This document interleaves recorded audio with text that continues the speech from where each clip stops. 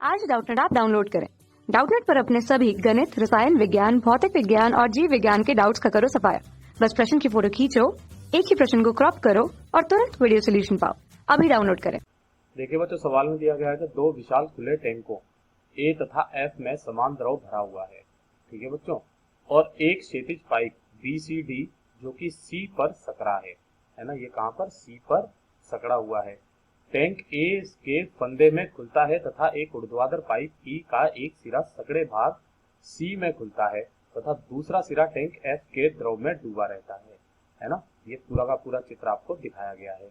इसमें हमें बोला गया है कि माना कि हमें प्रवाह धारा रेखीय है तथा कोई श्यानता नहीं है।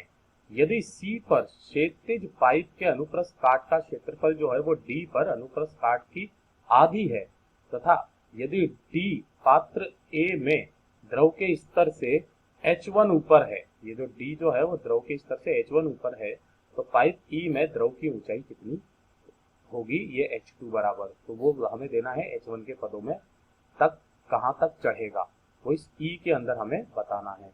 तो ध्यान से देखिए बच्चों, इसको करने के लिए हम लोग क्या करते हैं कि सबसे पहले तो मान लेते हैं कि जो हमारा ये C बिंदु है ना, यहाँ पर जो हमारा दाब है वो कितना है, PC है ना, यानी कि C पर दाब, C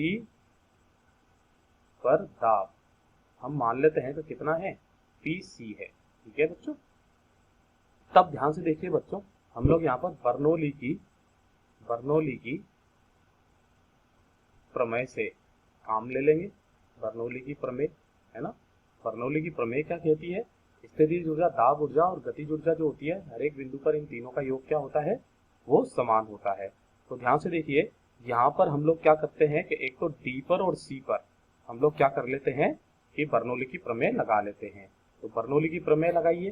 तो ध्यान से देखिए बच्चों, सबसे पहले तो C और इसके लिए लिखते हैं C के लिए, तो यहाँ पर ध्यान से देखिए, तो मान लेते हैं यहाँ पर जो हो जाएगा P0 प्लस ये कितना हो जाएगा रो G, और ये कितना हो गया H1, कितनी ऊंचाई है यहाँ की, H1 है ना, और प्लस यहाँ पर गतिज ऊर्जा कितनी रहेगी, 0 बराबर, मान लेते हैं यहाँ पर D पर जो पानी बाहर निकल रहा है वो VD वेग से निकल रहा है। कितने वेग से निकल रहा है, VD वेग से। तो ध्यान से देखिए बच्चों, यहाँ पर जो हो जाएगा वो कितना हो जाएगा, P0 प्लस 1/2 है ना, और ये हो जाएगा रो VD का स्क्वायर है ना, ये कुछ इस तरीके से। तो हमारे पास में यहाँ पर जो निकल करके आ जाता है वो क्या निकल करके आ जाता है कि जो हमारा 1/2 रो VD का जो स्क्वायर है वो बराबर आ जाएगा रो GH1 के बराबर आ जाएगा कि नहीं आ जाएगा। तो ध्यान से देखिए बच्चों, यहाँ से जो हमारे पास में एक तो समीकरण नंबर ये आ गई। अब दूसरा हम VC पर भी लगा करके देख लेते हैं। तो VC पर भी यहाँ पर कुछ ना कुछ वेग होगा है ना, तो इसी की तरीके से, तो इसी प्रकार है ना, फिर से वापस लगाते हैं। तो ध्यान से देखिए, यहाँ पर कितना हो जाएगा, ये हो जाएगा P0 प्लस रो GH1 बराबर जो हो जाएगा C बिंदु के लिए लिखेंगे तो वो लिखेंगे PC है ना, और प्लस 1/2 रो VC का स्क्वायर है ना, यही तो लिखेंगे। तो यहाँ से अपने पास में ध्यान से देखिए क्या निकलता हुआ नजर आ रहा है, तो जो हमारे पास में निकलता हुआ नजर आ रहा है ACVC है ना, AC यहाँ का क्षेत्रफल लिख लेते हैं और VC यहाँ का वेग है, वो बराबर जो आ जाएगा वो हमारे पास में आ जाएगा ADVD। ये आप लोग जानते हो कहाँ से, सातत्य समीकरण से। ये किससे जानते हो आप, सातत्य समीकरण से। ये ऐसे करके लिख सकते हैं ना, सातत्य समीकरण से, आप ऐसे करके मान लीजिए। तब ध्यान से देखिए, तब ये क्या हो जाएगा हमारे पास में, तो जो AC हो जाएगा है ना, AC बराबर वो कितना हो जाएगा AD/2 है ना, यानी कि VC बराबर कितना हो जाएगा, VC बराबर जो हो जाएगा वो हो जाएगा 2VD है ना, VC बराबर क्या हो जाएगा 2VD।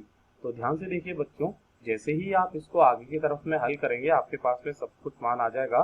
VD के लिए फिर से वापस निकाल करके देखिए, तो ये हो जाएगा P0 प्लस रो GH1 बराबर जो हो जाएगा वो किसके बराबर हो जाएगा, PC प्लस यहाँ पर ये VC का मान रख दीजिए है ना, तो ये कितना हो जाएगा PC प्लस 1/2 रो VC कितना है 2VD का स्क्वायर है ना, 2VD है ना, तो यहाँ पर VC का स्क्वायर करेंगे तो 4VD आ जाएगा, है ना। तो ये कितना आ जाएगा 4VD का स्क्वायर, सॉरी VD स्क्वायर। अब तो यहाँ स्क्वायर थोड़ी ना लगेगा, अब तो बाहर ही रख जाएगा, है ना।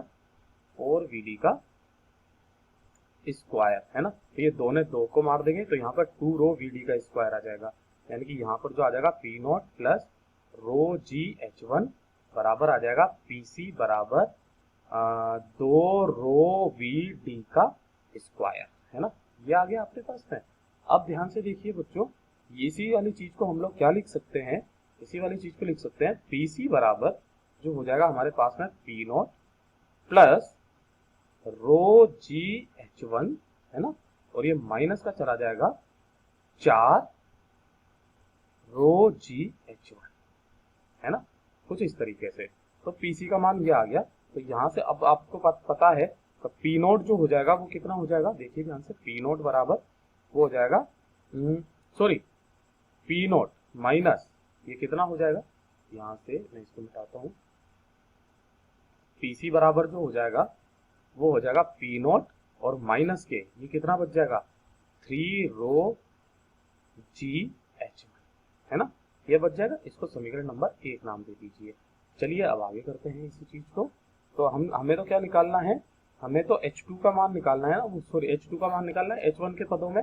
तो ध्यान से देखिए बच्चों कि जो हमारा C पर जो दाब होगा उसको हम लोग कैसे लिख सकते हैं, तो दाब कहाँ पर C पर जो होगा उसको हम लोग किस तरीके से लिख सकते हैं, उसको हम लोग लिख सकते हैं PC प्लस रो GH2, है ना। देखिए ध्यान से, C पर जो दाब होगा PC प्लस रो GH2, है ना, ये बराबर किसके हो जाएगा, ये हो जाएगा P0 के, है ना। तो PC बराबर कितना हो जाएगा P0 माइनस रो GH2, है ना। तो देखिए ध्यान से, यहाँ से क्या आ गया, इसको समीकरण नंबर 2 नाम दे दीजिए।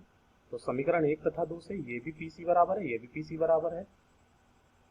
तो यहाँ पर ध्यान से देखिए बच्चों, समीकरण 1 तथा 2 से, जब 1 तथा 2 से PC बराबर है तो चलिए दोनों को बराबर कर देते हैं, यानी कि P0 माइनस 3 रो GH1 बराबर जो हो जाएगा P0 माइनस रो GH2 हो जाएगा, है ना।